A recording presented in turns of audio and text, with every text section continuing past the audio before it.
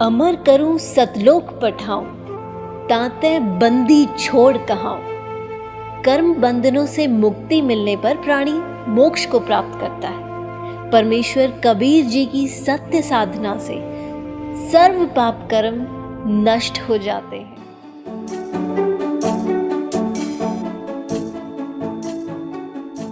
एक सारा दिन मान ले न्यू करा राम राम राम राम, पहले तो राम नाम जपण का नहीं, इससे कोई लाभ नहीं होगा, मोक्ष लाभ नहीं होगा। राम का अर्थ क्या है? जैसे हम सत साहिब कहते हैं, ये सत साहिब हमारा कोई जाप का मंत्र नहीं है, ये तो हमें एक ये कोड वर्ड समझो हमारा कि हम इससे परमात्मा की याद ताजा करते हैं। सत्य का अर्थ है अविनाशी, सच, और साहब माने भगवान, यानी परमात्मा की भक्ति ही सत्य है इस मनुष्य जीवन में।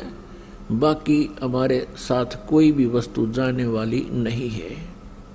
तो इसका वास्तव उद्देश्य ये होता है कि हम सत साहेब बोलते हैं, आप भी कहते हो भाई सचमुच आपके हृदय में न्यू आवे सत साहेब, तो दूसरा भी भक्त बोलेगा सत साहेब। भाव ये होना चाहिए कि ये सब जहाँ हम क्रिया कर रहे हैं ये तो हम फंस गए या मजबूरी है, लेकिन सच्चा तो भगवान ही और उसकी भक्ति ही है। ये मूल उद्देश्य सच्चा काम तो यही है, ताकि फिर वो भक्ति याद रहे उसके। जैसे राम राम बोला करते थे, राम का अर्थ है कि परमात्मा ही सब कुछ है, परमात्मा के अतिरिक्त कुछ नहीं है। और उसकी साधना जैसे भी उन ऋषि महर्षि बताया करते थे, वो ओम नाम देते थे और कहते थे कि कोड वर्ड बोलना, ओम ओम ओम नहीं कहना किसी को, ओम ओम दूसरा भी फिर बोल भाई ओम ओम नहीं। इससे क्या होता है कि फिर तुम अनधिकारी होने के कारण उस मंत्र को दूसरे को बोल देते हो, तो आप उसके गुरु हो गए, आप अधिकारी हैं नहीं, वो दोषी हो गया, आप भी दोषी हो गए। तो उसके लिए उन्होंने कोडवर्ड बनाए थे कि राम राम बोला करो। जैसे सुबह सुबह कोई व्यक्ति मिलता है एक दूसरे से, तो उनसे कहते जैसे अब हम सत साहिब बोलते हैं, पहले हम राम राम बोला करते हैं, तो सामने वाला भी कहता था राम राम। अब ना तो उस राम का बेरा ना उस नाम का पता, हूँ राम राम जरूर कहते थे। अब ऋषि जी ओम नाम देते थे, लेकिन इसको गुप्त रखने को कहते थे कि तुम किसी को बताना नहीं है ये मंत्र, क्योंकि यदि शिष्य किसी शिष्य को ये नाम बताता है तो वो स्वयं भी दोषी हो जाता है, और कोई व्यक्ति उसके कहने से उसका जाप शुरू कर देता है तो वो भी दोषी हो जाता है। जैसे कोई नकली पासपोर्ट बनाता है, लाइसेंस बनाता है, तो दोनों दोषी हैं, वो अधिकारी नहीं। इसलिए इसको गुप्त रखा करते थे और कहते थे राम राम। राम राम का अर्थ है कि भाई भगवान गुरुदेव ने जो नाम दिया है, परमात्मा की भक्ति करते रहना, कहीं काम में कार्य के अंदर संसारी काम में भूल ना लग जावे। तो चलते चलते कोई राम राम कहता था, उसको याद आती थी, ये संकेत करते थे कि तुमने ये नहीं कहना कि ओम नाम जप ले, गुरु जी ने बता रखा है, कदे भूल लग जा, नहीं। वो यूँ बताया करते ऋषि जन कि तुम एक दूसरे से भगवान की भक्ति याद दिलाते रहना, यहाँ भूल बहुत शीघ्र पड़ती है। तो कहीं तुम आपस में मिलो तो बोलना राम राम, सामने वाला समझ जाएगा कि ये कह रहा है कि भक्ति ना भगवान का वो नाम जाप कर ले, कदे भूल पड़गी हो। जैसे आप खेतों में जा रहे हैं, मजदूरी पर जा रहे हैं और अन्य किसी कामवश सफर कर रहे थे, पहले तो सफर पैदल करते थे, तो रास्ते में कोई व्यक्ति मिल जाता और उसका भूल पड़ जाती थी कोई इधर उधर के विचारों में, सामने वाला कहा करता राम राम भाई राम राम, फिर वो कहता था राम राम राम राम राम राम, ओहो कहता मैं भूल गया था भाई। अब तो वो मन आध घंटे तक फिर श्रवण होता रहा उसका, फिर भूल सी पड़े, इतने कोई फिर टकरा जा राम राम कहने वाला। तो कहने का भाव ये है कि फिर वो मंत्र याद रहते थे, वो जब भक्ति करते रहते थे। लेकिन कहते हैं राम नाम जप कर थर होई, सत्य नाम में मंत्र दोई। ओए होए, राम नाम जप के थिर होई। थिर सथिर माने फॉर एवर, सतलोक में रहना, फॉर एवर, यानी फिर कभी लौट कर नहीं आओगे। उसको राम नाम जप कर थिर होई, और सत नाम में है वो मंत्र दोई। ये है वो राम नाम, वो सतनाम के 2 अक्षर का ये राम नाम है। और वो राम नाम जपते थे केवल एक ओम ही। तो ये इनकम्प्लीट था, और उनकी जाप करने का तरीका भी एक मजदूर वाली कमाई थी। दास जो आपको बताना चाहा था, अब उस पॉइंट पर आया है कि वो जो साधना थी मौखिक जाप की, ओम ओम ओम ओम ओम ओम, फिर कोई न कोई ओम, 1 घंटे में कहूँ ओम कहूँ, ये सारी बकवाद थी।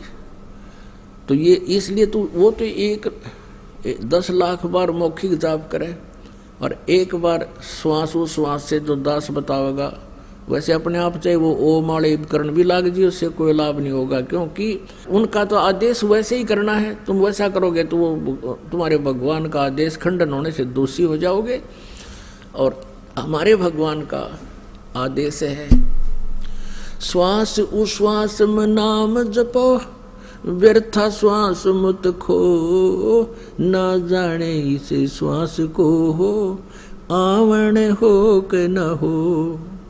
अब हमारे भगवान का तो आदेश है कि श्वास उश्वास से नाम जपना है, और इनके भगवान का आदेश है कि उच्चारण करके करना है।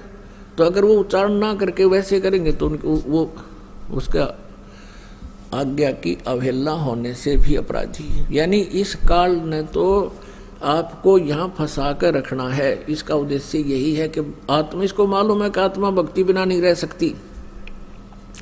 इसको परमात्मा की तरफ उसी दिन से होगी थी जिस दिन से ये सतलोक से इस काल के साथ आई थी। उसी दिन से प्रभु की आवश्यकता इसको महसूस होने लगी थी, और आज तक हम उसको प्राप्त नहीं कर सके, क्योंकि हम काल के द्वारा भ्रमित ज्ञान पर आश्रित रहे। उस अज्ञान को हटाने के लिए स्वयं परमेश्वर कबीर देव जी आते हैं, और वो ऐसा ज्ञान सुनाते हैं, और ज्ञान सब ज्ञानड़ी, ये कबीर ज्ञान सो ज्ञान, जैसे घोड़ा तोब का अब करता चले मैदान। ये तोब का घोड़ा था परमात्मा की, ये सत भक्ति, सतनाम, सच्चे नाम, सही मंत्र। तो इस प्रकार आप जी इस भक्ति को विधिवत करके धनी हो जाओगे राम नाम के। कबीरा सब जग निर्धना, धनवंता ना कोए, धनवंता सो जानियो, जिस पे राम नाम धन होए। अब कौन से राम का धन, कौन से राम का नाम है? हमारा राम का नाम है ये 3 मंत्र का, ओम तत् सत। ओम ब्रह्म की मजदूरी, और तत् सांकेतिक है, ये अक्षर पुरुष की मजदूरी, और सत जो सार नाम है ये परम अक्षर ब्रह्म की पूजा। ये परम अक्षर ब्रह्म की पूजा। अपनात्माओं, साधना और पूजा में बहुत अंतर होता है। साधना तो एक समझो एक मजदूरी है, और पूजा जो है ये हृदय से उसकी चाह है, उसके अंदर एक अपनी समर्पणता है।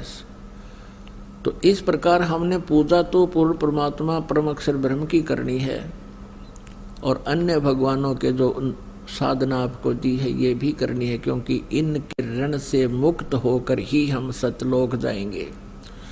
जब हम सतलोक से आए थे हम बहुत पुण्यकर्मी प्राणी थे, हमारे साथ राम नाम का धन बहुत घना था।